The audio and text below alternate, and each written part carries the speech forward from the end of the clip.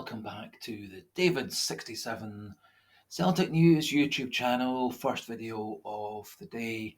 Going to be two videos today. First video is a review of the Celtic women's side heartbreaking 3-2 loss in the Scottish Women's League Cup semi-final at the Excelsior in Airdrie, a game that I had the privilege of going to see and watch in not terribly nice conditions, bit cold, bit windy, bit of sleety, snowy rain, and big puddles everywhere in the stand where we were.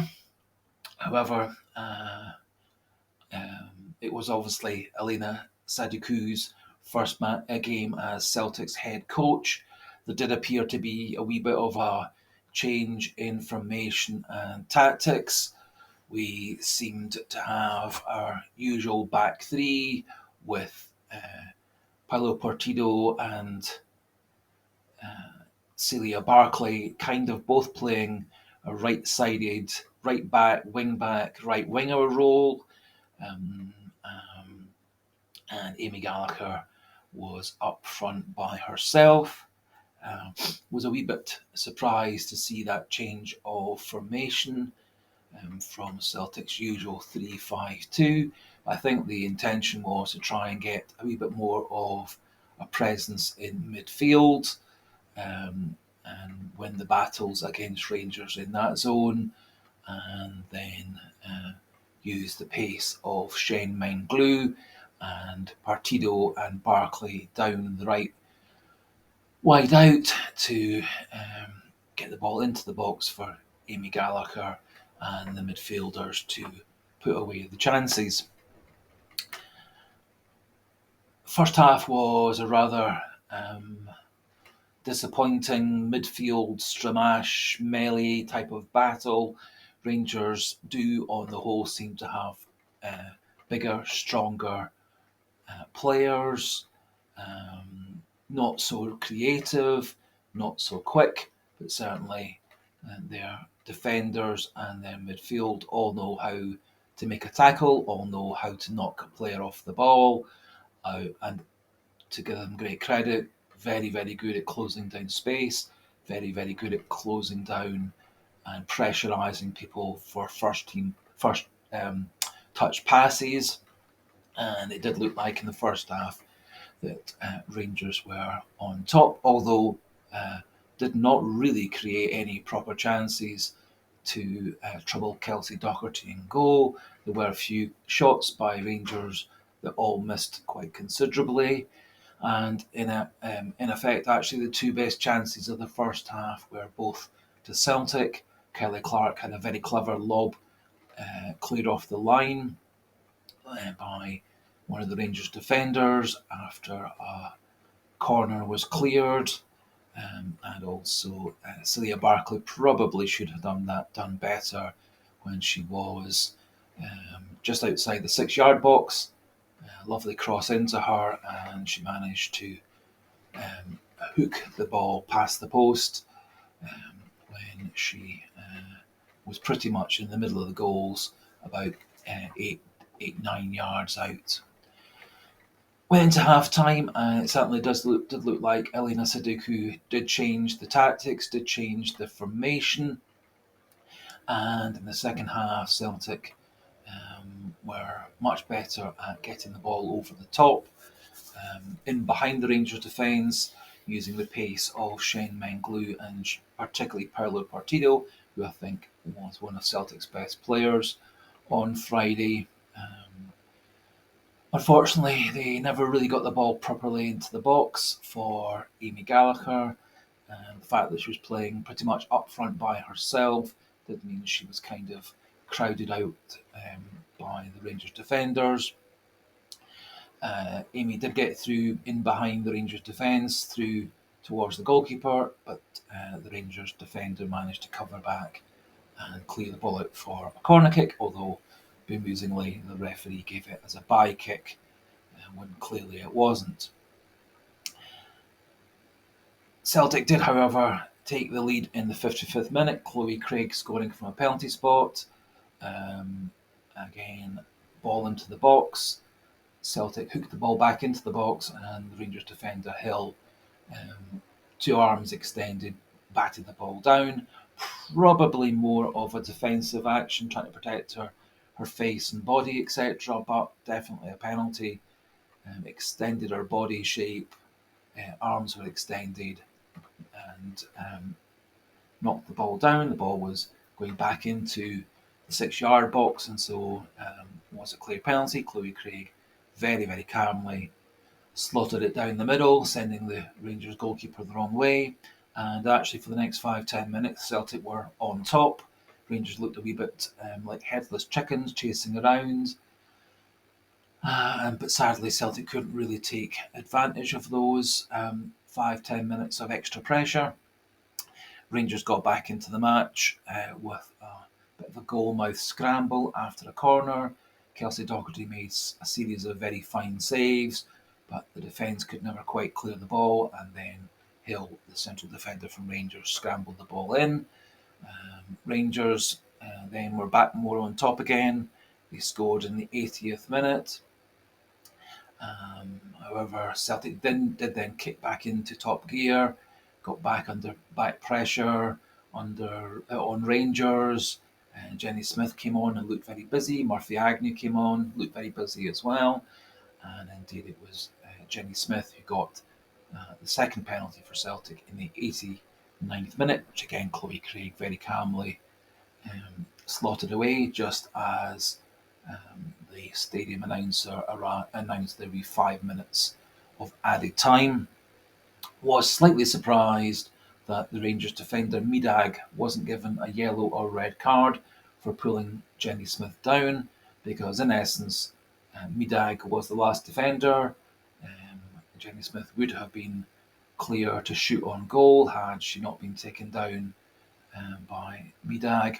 Referee, however, kept his cards in his pocket, which he hadn't been doing quite so much when Celtic players were giving away fouls earlier in the match. One or two pernickety, silly little yellow cards, such as for Amy Gallagher kicking the ball away.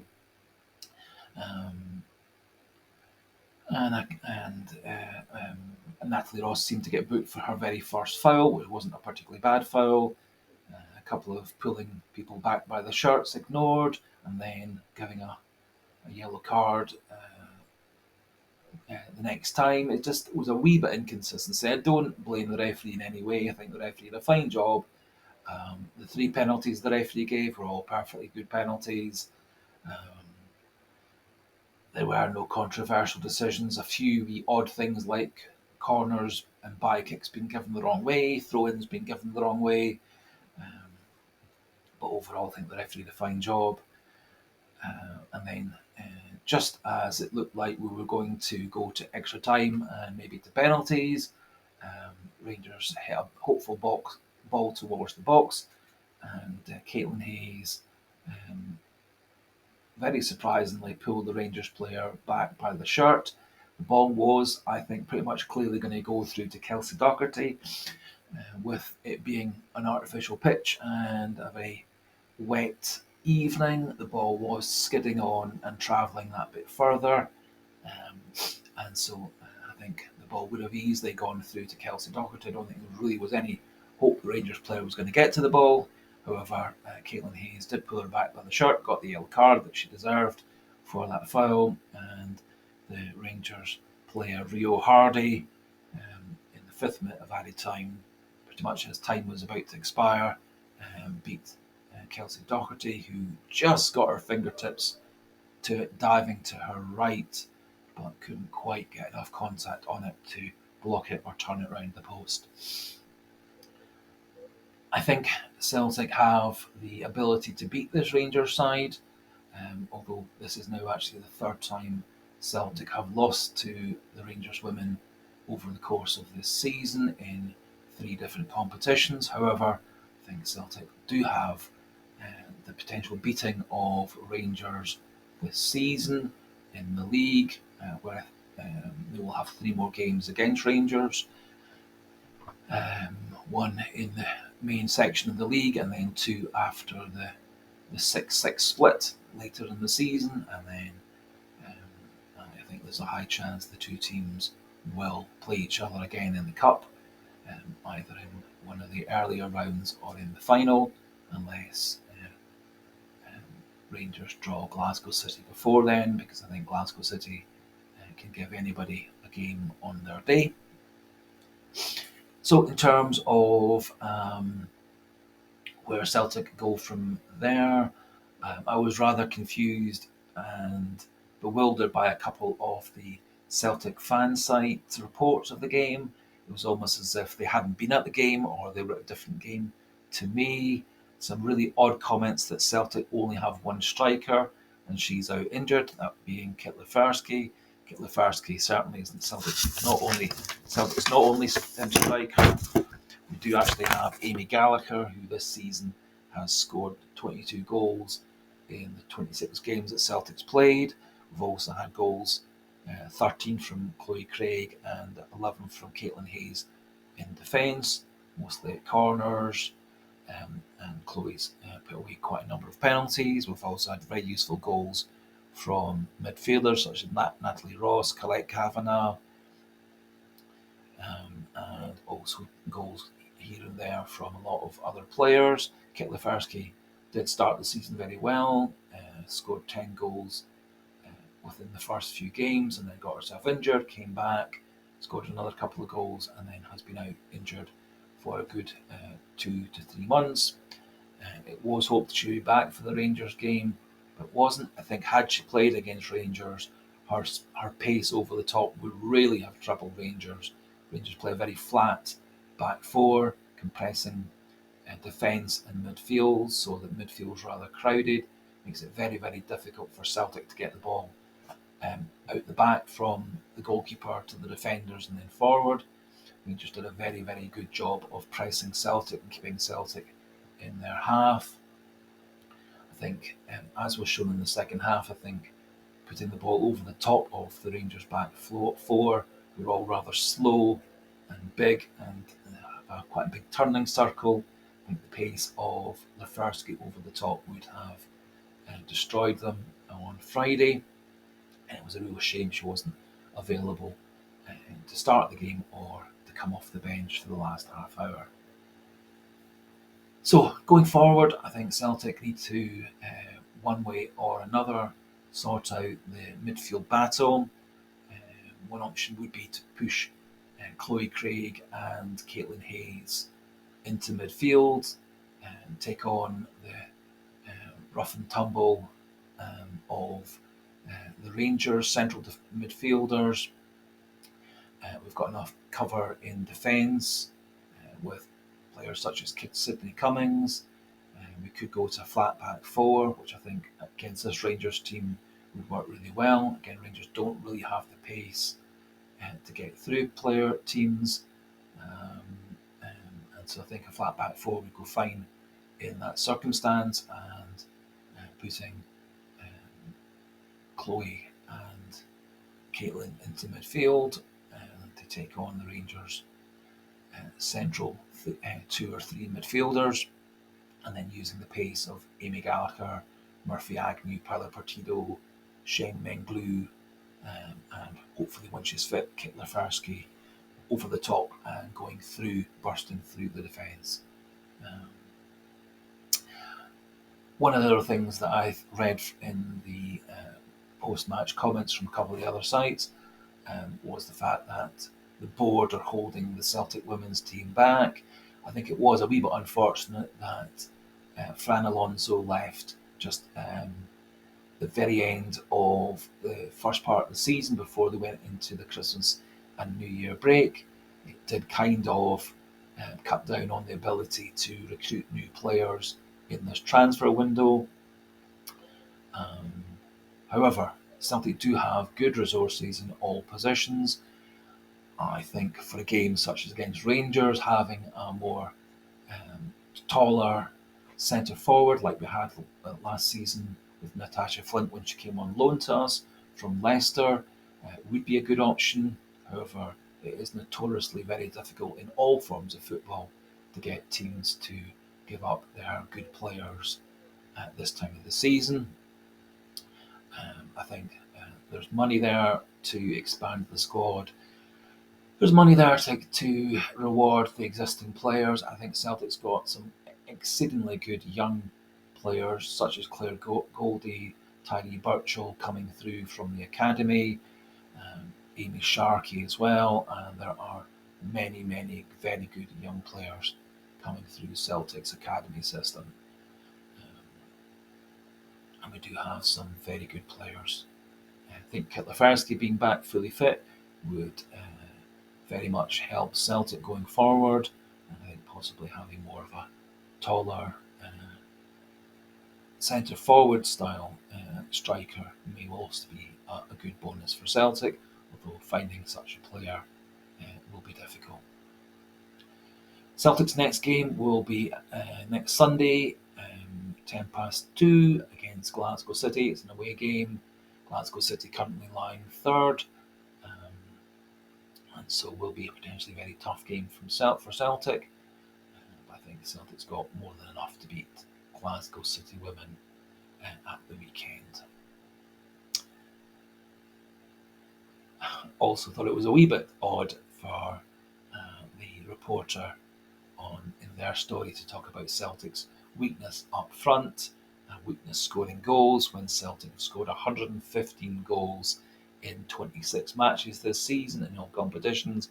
That's just under 4.5 per game, and as I was saying, goals have been spread throughout the team. 22 for Amy Gallagher, 13 for Chloe Craig, 11 for Caitlin Hayes, and goals from pretty much everybody, with some of the young players such as Tyree Birchall, Claire Goldie, Celia Barkley, Paula Partido, all contributing goals here and there.